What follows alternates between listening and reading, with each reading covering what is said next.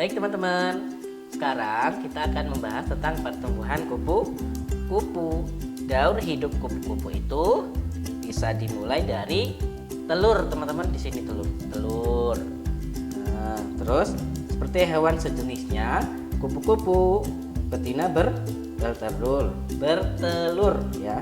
Telur itu diletakkan di atas dedaunan. Nah, jadi telur kupu-kupu akan nanti diletakkan di dedaunan, teman-teman.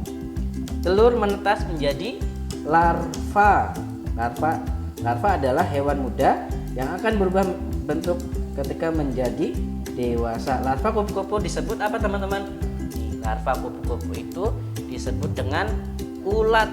Nah, makanya kenapa ulat ada di daun? Karena kupu-kupu bertelurnya di daun. Ulat akan memakan dedaunan yang bertelur tadi, yang kupu-kupu menetaskan telurnya tadi. Rumahnya ulat tadi akan dimakan oleh ulat itu sendiri. Makin lama ulat berkurang jumlahnya. Maksudnya berkurang jumlah makannya dan gerakannya. Akhirnya ulat diam tidak bergerak. Seiring dengan makin lemah gerakannya, ulat membungkus dirinya dengan benang.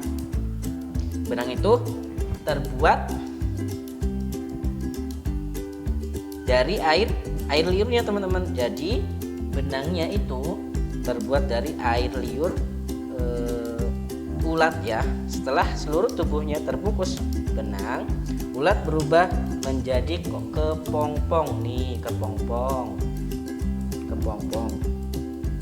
atau pupa. Setelah menjadi kepompong, ulat berhenti makan atau puasa, teman-teman. Secara perlahan kepompong berubah menjadi kupu-kupu. Ada kupu-kupu muda, ada kupu-kupu dewasa. Setelah jadi kepompong, maka akan menjadi kupu-kupu muda. Setelah perubahan sempurna, kupu-kupu keluar dari kepompong menjadi kupu-kupu dewasa, akan bertelur lagi. Nanti kupu-kupu dewasanya akan bertelur kembali, dan itu adalah daur ulang dari kehidupan kupu-kupu. Nah, telur-telur tersebut akan menetas menjadi ulat dan seterusnya. Mutat di sini ya, teman-teman ya. Kupu-kupu bertelur menjadi ulat, menjadi kepompong, menjadi kupu-kupu tadi, dan seterusnya. Baik teman-teman, sekarang kita akan membahas tentang pertumbuhan katak ya, teman-teman. Nah, di sini katak dewasa, teman-teman, itu akan bertelur dan meletakkan telurnya di dalam air ya, di dalam air. Kalau teman-teman suka lihat Upin dan Ipin, itu ada ketika Jadid mengambil telur katak ya. Telur katak itu katanya bau. Itu bisa dibuktikan. Jadi teman-teman nanti mengambil telur katak dan apa itu bau atau tidak, nanti teman-teman bisa membuktikan. Nah, setelah beberapa hari, telur-telur tadi itu akan menetas dan menghasilkan berudu, teman-teman. Akan menghasilkan berudu atau yang lebih dikenal dengan kecebong ya. Akan kecebong.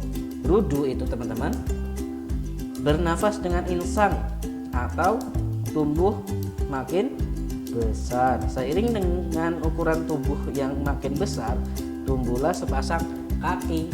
Kalau berudu itu tadi tidak memiliki kaki dan tangan, tapi kalau sudah tumbuh menjadi lebih besar, akan muncul kaki. Nah, jadi sebelum muncul tangan itu, katak akan kaki dulu, tumbuhnya kaki dulu daripada tangannya. Terus setelah itu baru akan muncul tumbuh tangan. Nah, itu teman-teman. Ekornya juga makin lama semakin pendek.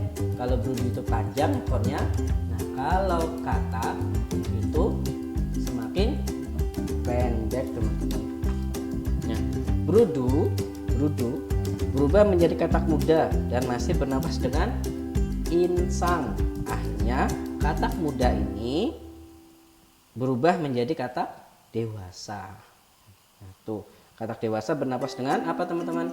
Dengan paru-paru.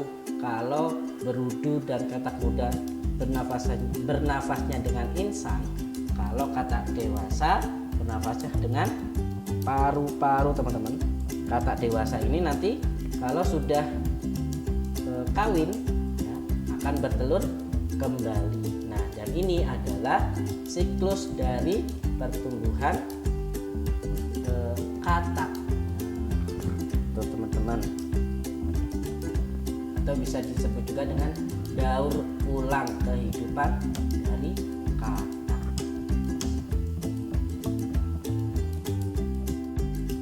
Baik teman-teman, sekarang kita akan membahas tentang pertumbuhan dari nyamuk.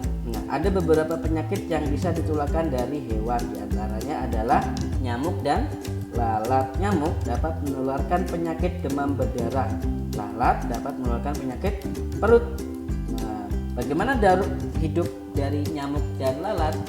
Dari nyamuk dan lalat ini mirip ya teman-teman. Nah, tapi sekarang kita akan membahas tentang pertumbuhan atau daur ulang dari nyamuk. Nyamuk itu teman-teman senang bertelur di atas air yang menggenang. Nah, kalau teman-teman di rumah ada air yang menggenang di dalam ember atau di dalam kaleng, itu harus segera dibuang airnya. Karena apa? Karena itu berbahaya. Karena nyamuk suka bertelur di air yang menggenang, sekaligus sekali bertelur jumlahnya itu beribu-ribu butir teman-teman. Jadi banyak sekali nyamuk itu bertelur, walaupun kecil tapi telurnya banyak. Nah, terus telur kemudian akan menetas menjadi larva atau disebut juga dengan jentik-jentik nyamuk atau tempayak. Nah, tempayak bergerak dalam air. Jadi jentik-jentik tadi akan bergerak. Nah, namanya jentik-jentik. Kalau bahasa Jawanya itu adalah buket-buket. Ya, buket-buket teman-teman, atau jentik-jentiknya nyamuk. Setelah beberapa hari menjadi uget-uget atau larva jentik-jentik tadi. Nah, tempayan ini akan berubah menjadi kepompong. Nah, ini kepompong atau bisa disebut juga dengan pupa. Pupa ya teman-teman. Ini pupa atau kepompong dari nyamuk. Nah, selanjutnya setelah menjadi pupa atau kepompong, nyamuk akan menjadi nyamuk dewasa. Pupa tadi akan menjadi nyamuk dewasa dan akan bertelur kembali. Nyamuk dewasa bertelur lagi menjadi larva, jentik-jentik atau uget-uget tadi, terus menjadi pupa, kepompong, jadi nyamuk lagi dan seterusnya. Begitupun dengan ulat teman-teman, lalat maksudnya. Lalat dewasa itu menetaskan telur-telurnya di atas sampah atau kotoran. Nah, kalau di rumah itu teman-teman banyak sampah atau ada kotoran, baik itu kotoran ayam, kotoran yang lainnya, itu harus segera dibuang teman-teman karena berbahaya. Ukuran telur lalat sangat kecil, tidak sampai tidak bisa dilihat. Setelah telur lalat menetas, keluarlah larva kecil berwarna putih. Larva lalat disebut belatung. Nah, itu ya. Kalau teman-teman ada belatung itu berarti itu adalah larva lalat, teman-teman. Belatung memakan makanan yang ada di sekitarnya. Akhirnya belatung membungkus dirinya sehingga berubah menjadi kepompong, sama seperti nyamuk tadi ada kepompongnya. Selain nyamuk tadi ada apa lagi yang bisa menjadi kepompong teman-teman? Kupu-kupu. Nah ya teman-teman. Nah, setelah beberapa hari kepompong tadi akan berubah menjadi lalat. Nah, lalat dewasa ini nanti akan bertelur kembali teman-teman. Begitu seterusnya daur hidup dari lalat dan nyamuk. Nah, Itu ya teman-teman, pembelajaran kita hari ini tentang pertumbuhan hewan atau daur hidup dari beberapa hewan. Sekian dari Pak Sarip, dan mudah-mudahan penjelasan dari Pak Sarip ini bisa bermanfaat untuk teman-teman dan bermanfaat untuk Pak Sarip sendiri. Sekian dari Pak Sarip. Assalamualaikum warahmatullahi wabarakatuh.